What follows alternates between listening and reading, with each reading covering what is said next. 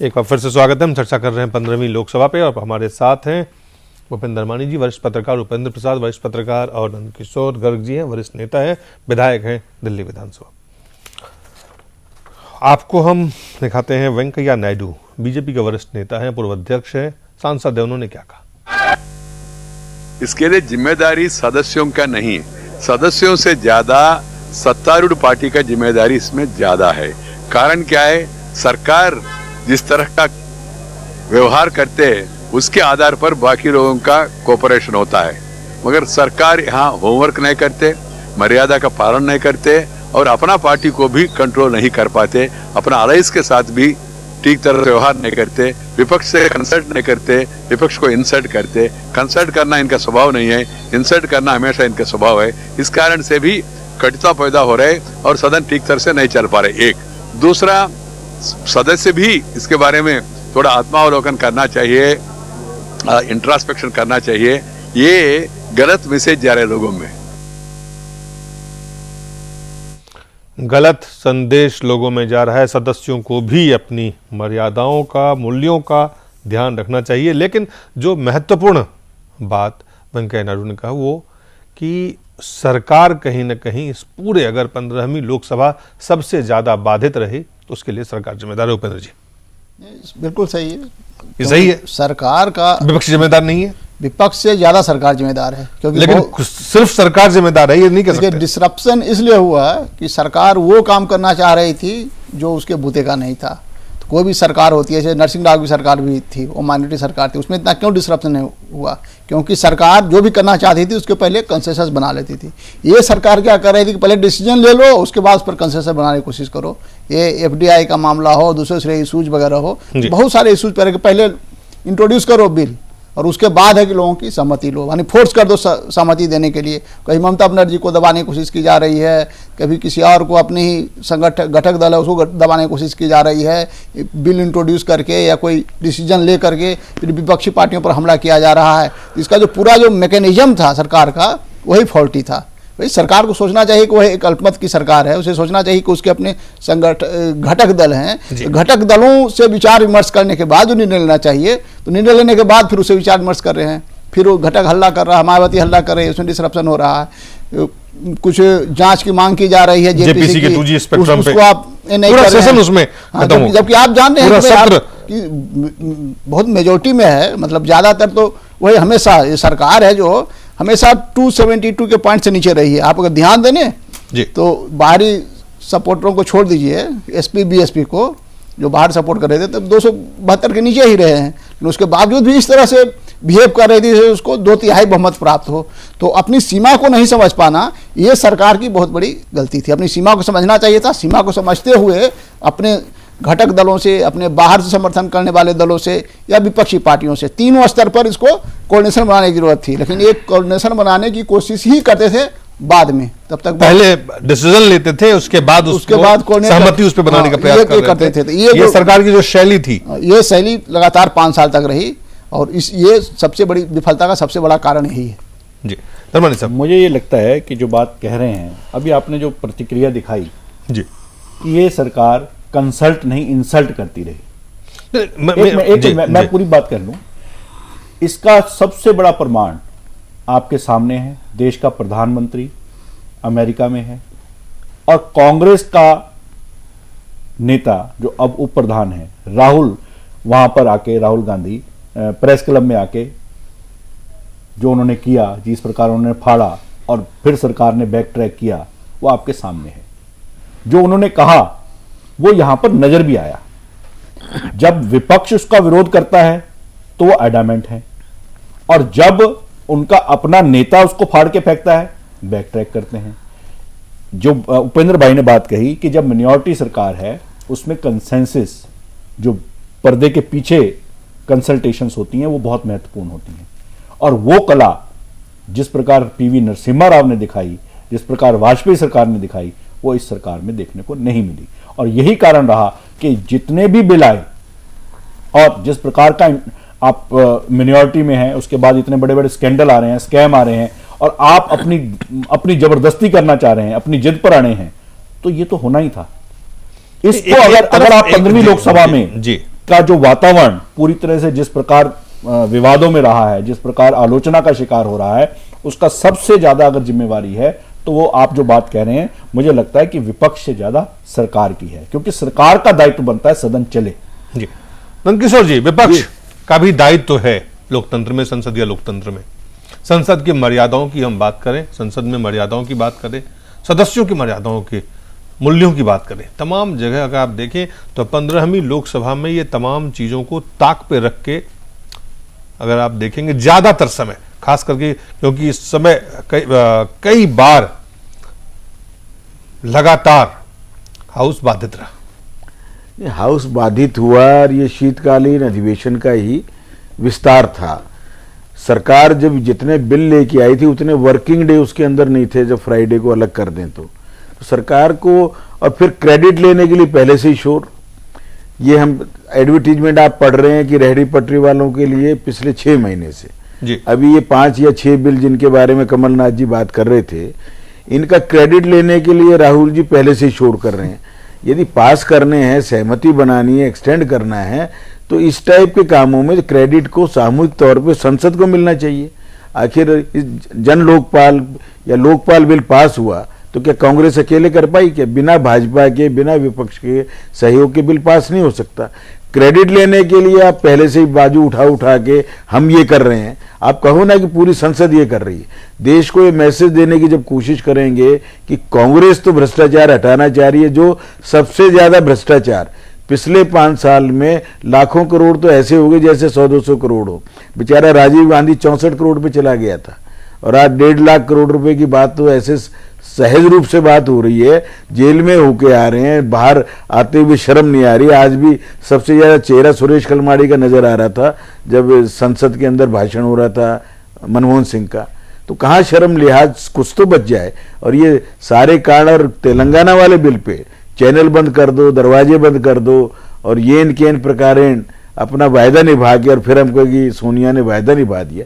ये सब काम साल भर पहले हो सकते थे, 2 साल पहले। आप ये कह रहे हैं कि सरकार के शैली के कारण विपक्ष भी मजबूर था, क्योंकि सरकार को बिल्कुल एक सरकार लोकतंत्र 2 पहिए पे चलती है। मैं ये क्लेम करूं कि मैं सरकार हूं और मैं ही अकेला कुछ कर रहा हूं, अगर ये बात जब आएगी तो विपक्ष वाले भी, क्रेडिट तो चुनाव सिर के ऊपर, हर आदमी को क्रेडिट की भी चिंता है। आखिर श्रेय आपको ज्यादा मिल जाए और मैंने भी अपने चुनाव लड़ना है कल, तो मुझे थोड़ी बहुत तो प्रैक्टिकल होकर चलना पड़ेगा। और ये बात मानो ना मानो, ये सच्चाई है कि इस देश में लोकतंत्र को मजबूत करने के लिए दोनों ही पक्षों को मिलके चलना चाहिए। ये कुव्वत तो दोनों पक्ष मिलकर नहीं चले, ये बात तो बहुत साफ है। इसमें ज्यादातर आप कह सकते हैं सरकार ज्यादा, लेकिन विपक्ष भी कम जिम्मेदार नहीं है। ये मैं समझता हूं पिछले 2 सेशन में विपक्ष का कोई रोल नहीं है, आपसी झगड़े इनके जी। और उससे पहले हमारा रोल था जब हमने 2G के स्कैम को और कोल स्कैम को उजागर करना, उसके बिना हो नहीं सकता था, ये तो आप भी मानेंगे। उजागर हो गया तो आज एक्शन हो रहा है, और इस देश के रिसोर्सेस जो अंतरिक्ष की लहर, जो वेव से लेकर और धरती तक सब कुछ बेचने की जो साजिश थी, उसके ऊपर अंकुश लगा है। और ये हो पाया है केवल हमारे हंगामा भी आप कहेंगे, हमारे विरोध किया तो उसके कारण से ये चीज प्रकट हुई है, देश की जनता के सामने आई हैं। और आगे के लिए कम से कम एक इशू बन गया है कि देश के रिसोर्सेज को आप रेवड़ियों की तरह नहीं बांट सकते, कायदे कानून पर आपको चलना पड़ेगा। जी, मुझे ये लगता है जो बात कही है, अगर आप देखें तो मुझे नहीं याद कि संसदीय लोकतंत्र में जेपीसी का भी पूरी तरह से पार्टी लाइन पर डिवीजन इस 15वीं लोकसभा में देखने को मिला। पार्टी लाइन में जेपीसी में अगर कोई मामला जाता था, उसको एक तरीके से ये माना जाता था कि अब वहां से जो चीज आएगी वो पार्टी रंग में रख के नहीं आएगी, उसका डिवीजन इस प्रकार नहीं होगा। जिस प्रकार के आरोप लगे हैं चाकू जी पर जिस प्रकार के लगे और जिस प्रकार का वातावरण निर्मित हुआ, जेपीसी पर जिस प्रकार के आरोप लगे हैं आपके सामने हैं। मुझे लगता है कि अब तक के इतिहास में ये वाली लोकसभा ने लोकतंत्र की सभी मर्यादाओं को पूरी तरह से तार तार किया है, और इसकी जितनी भी प्रक्रिया है उसको भुला देना ही हम सब। लेकिन कई उपलब्धियां भी आज गिनाए गए। उपेंद्र जी, आप देखें तेलंगाना का राज्य का निर्माण हो, ठीक है, उसकी प्रक्रिया में खामियां आपको आप चिन्हित कर सकते हैं। आप लोकपाल इतने सालों से, 40 साल से ज़्यादा से लोकपाल को लेकर लगातार बातें होती रही। चलिए इस 15वीं लोकसभा में आपने लोकपाल को हरी झंडी दी। आप देखें जो अब लोकपाल मैं बोलूंगा, लोकपाल की जो बार बार बात आती है, इसके लिए 15वीं लोकसभा को श्रेय देने की बजाय अन्ना के आंदोलन को दीजिए। आपसे आंदोलन लोकसभा में तो उससे पहले इतनी बड़ी आवाज उठी नहीं ना। आप श्रेय आप अन्ना के आंदोलन को दे या किसी और पार्टी को दे या तमाम पार्टियों, लेकिन 15वीं लोकसभा में इतने सालों से लगातार हर जो भी सरकारें बनती थी इस बारे में बातचीत वो अपने उनके घोषणा पत्र में जरूर रहता, लेकिन ये काम हुआ नहीं। लेकिन 15वीं लोकसभा कम से कम कुछ, चलिए आप 100 में से कहते हैं कि तमाम चीजें 90 चीजें खराब हुई, 99 चीजें, कुछ तो अच्छी चीजें भी हुई। कुल मिला के 2-3 महत्वपूर्ण सवाल हैं कि अगर आप देखें जिस तरह से कानून बनाए गए, चाहे वो लोकपाल बना हो, चाहे वो तेलंगाना का निर्माण हुआ, चाहे वो रेप केस जो बलात्कार के खिलाफ जो कानून बने हैं जिसमें जो तमाम, क्योंकि इसमें जो सबसे बड़ी खामी रही कि बहुत अच्छी बहस आपको लोकसभा में कई बार तो ऐसी स्थिति, रेल बजट हो, आम बजट हो, चर्चाएं हो, सार्थक चर्चाएं आपको देखने को नहीं मिली। कभी कभी से कि रेप वाला जो है, इसमें सरकार ने अच्छी तैयारी की, इसमें बिल लाने के पहले भी सब पार्टियों से राय मशविरा किया, उनके विचारों को एकोमोडेट किया तो वो बन गया। अब है कि लोग वो प्रेशर में था, हाँ वो प्रेशर में था, लोगों का प्रेशर था, और फिर जो सरकार ने संसद में बदलाव भी हुए। आप अन्ना के प्रेशर से लोकपाल, बलात्कार हुआ, पब्लिक प्रेशर से अपराध के खिलाफ, बलात्कार के खिलाफ कानून। तो क्या संसद, अगर ये दोनों चीजें नहीं होती, अगर अन्ना का आंदोलन नहीं होता जो बात धर्मानी साहब कह रहे, और 16 दिसंबर की जो बलात्कार नहीं, आप देखिए उसमें आंदोलन, तो मेरा सवाल ये है, उसमें आंदोलन मैं बलात्कार की जो आप बात कर रहे हैं उसमें आंदोलन, पहली बार ऐसा आंदोलन देखने को मिला जब मेट्रो बंद करनी पड़ी, और जंतर मंतर से हटकर मुझे लगता है कि लुटियन सिटी के हर दबाव में भारत दबाव में आप कानून बनाए, वो ठीक है, उसमें बुरा नहीं है। अगर लोकसभा लोकतांत्रिक दबाव से चलती हो तो इसमें कुछ बुरा नहीं है। इसका मतलब सदस्य जो है, मेरा सवाल ये है नंदकिशोर जी, आपसे भी सवाल है कि क्या जो लोगों की जरूरत के कानून है, क्या लोग जिनको आप सदस्य चुन के भेजते हैं उसके बारे में वो तब काम करते हैं जब लोग उन पे दबाव बनाते हैं, सड़कों पे आते हैं, आंदोलन करते हैं? क्या संवेदनशीलता या संवेदनहीनता दोनों के बीच में, इसको आप देखेंगे? नहीं, बिल्कुल आप जो कह रहे हैं उसमें सच्चाई है कि आज जो हमारे 542 सांसद चुने जाते हैं उनमें अब मैं ये कहूं कि अवमानना हो जाएगी कि जो कैलिबर चाहिए 15वीं बार चुनाव होने के बाद अब 16वीं बार होंगे, जो संवेदनशीलता चाहिए और जितना पढ़ना लिखना चाहिए, जब हम कभी स्कूल कॉलेज में पढ़ते थे तो अच्छे अच्छे सांसद नाथ पाई थे, कामत थे, कंवरलाल गुप्ता जैसे लोग थे, जो सोमनाथ जी थे, पढ़ के आते थे, बहस करते थे। आज वो संख्या हम उंगली पे गिनने लायक है जी। उसका कारण ज्ञानवर्धन होता था जी, उनकी स्पीच से ज्ञानवर्धन होता था, तो मतलब सीखने का एक दूसरे से जो अवसर मिलता था, आज उसकी कमी है। और परंतु जन आंदोलन भी खड़े हों और उनका प्रभाव पड़े, ये भी एक अच्छी बात है लोकतंत्र में कि लोगों का जो विश्वास है, कहीं ना कहीं आम जनता से जो चुने हुए प्रतिनिधि थे वो डिस्कनेक्टेड थे।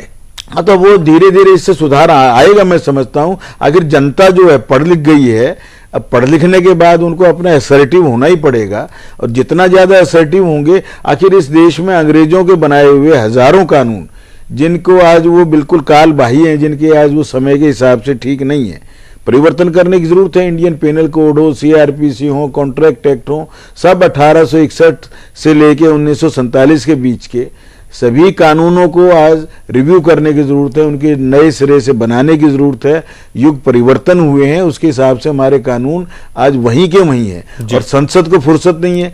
1500 कानून ऐसे हैं जिनको कानून से हटना था, उसको एक एक को पेश करना पड़ता है। प्रोसीजर पुराने वो भी अंग्रेजों के हैं, हटाने के लिए भी लंबा प्रोसीजर, बनाने के लिए भी लंबा प्रोसीजर। आज मुझे लगता है कि हम सबको संसद की जो समितियां हैं वो और ज्यादा एक्टिव हों।